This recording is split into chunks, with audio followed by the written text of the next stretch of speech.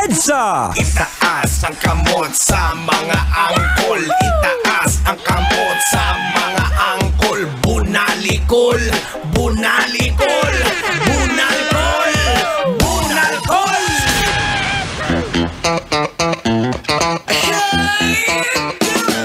Hey! Magandang gabi!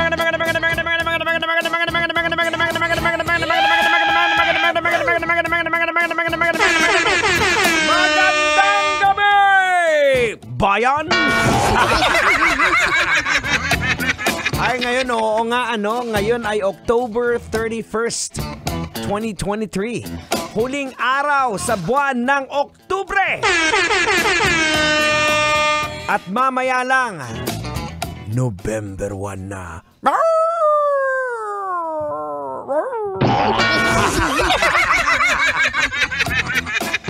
Nakakatakot ba? Oo, kasi magno-November 1 na eh. So magkakaroon na ng iba't ibang ganap, mga kabisyo. May mga mangyayari sa bali-paligid ninyo. May mga kaluluwang ligaw na papasok sa inyong bahay.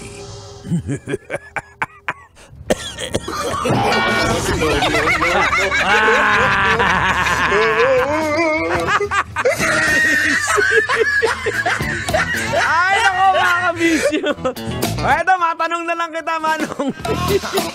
Ikaw ba kung merong hinahamak na tao sa harapan mo? Sa harapan mo, ha? Hindi sa likod, ha? Kung merong hinahamak na tao sa harapan mo, ikaw ba yung tipo ng tao na makikialam? O ikaw yung tipong tao na mananahimik na lang at bibidyohan mo baka mag-viral? Saan ka doon? We, makikialam. Otot mo, Green. Alam ko, magbibidyo ka eh. Kasi nagpaparami ka ng view sa reels mo eh. No. Eto kasi mga kabisyo, nasagap nating daw hindi naman dito sa Pilipinas nangyari.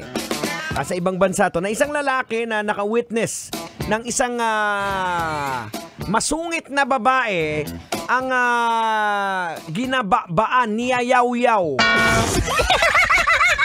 Yung isang server o waiter dahil lang sa sauce. Ang bihira na ba nangyayari sa mga tao ngayon? Dahil lang sa sauce. At talagang binabanatan niya na sabi, anong klaseng sauce to? Pangit naman daw! Yung pobre, nagtatrabaho lang naman yun. Kung may problema ka, doon ka magreklamo sa kumpanya. So ano, logican na natin to, Tang? Ay, sige, logican mo na. Okay mga kabisyo, eto, logican na natin to. Logican na yan. Logican na yan. Okay, mga insan, sobra-sobra na to. Logican na natin to, mga insan. Ano bang makukuha natin dito, mga insan? Lesson. Eto mga kabisyo, ang lesson po na makukuha natin dito. Ano man po ang katayuan natin sa buhay, kinakailangan po magpakita po tayo ng respeto sa lahat-lahat. Hindi po negotiable to, lahat-lahat. When giving respect to someone, doesn't need qualification. Basurero man yan, kargador, janitor, barker, member padpaw, ibig sabihin security guard. Utility messenger. Sabi nga nila, maraming nagsasabi na respect must be earned. Hindi po ako naniniwala doon. Kalokohan po yan. Totoo lang ha, you don't need to earn it. Nasa tao po yun na nagbibigay ng respeto.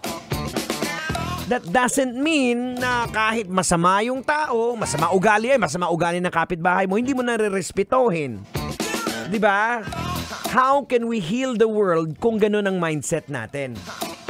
Kasi, posible ikaw yung maging rason kung bakit magbabago yung tao dahil pinakitaan mo siya ng respeto, pinaramdam mo sa kanya yung respeto, naisip niya, ay nirespeto ako. Kaya dapat ko rin palang respetuhin yung iba. Diba? Wow! So, ganun lang yun. Mga kabisyo, dapat respetuhin natin. Huwag po nating laging pangunahan yung iba. Oo. That he will feel na someone is respecting him, so ibibigay niya rin sa iba. Huwag po nating unahin palagi yung ating mga sarili. Ito pong sinasabi ng Biblia, tabi-tabi po sa mga kampon. Magbabasa po ako, nagbabanggit po ako ng Bible verse. Baka masunog ka. Ready ka na ba? Ayun nga po sa sinasabi ng Biblia in Philippians chapter 2 verse 3 to 4. Do nothing out of selfish ambition or vain conceit. Rather, in humility, value others above yourselves, not looking to your own interest, but each of you to the interest of others. And through this, we can make a world a better place. Heal the world. Make it a better place. For you and for me and the entire human race, there are people dying. And No. Make a better place for you and for me.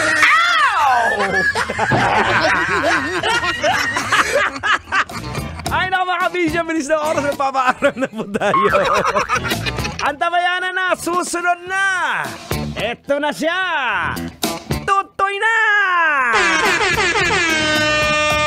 The Black Lion. Or the Black Panther.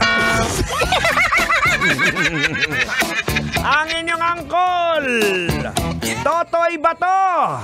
Basta't alas 9 na, tutoy na! 34 minutes after 8 o'clock. Hanggang dito na lang po tayo. Sa pangalan po ni Tanghenyo, ako po si Diego Bandido. Magkarinigan po tayo uli bukas. Maraming salamat. Sana Manong, Angkol, nag-enjoy ka.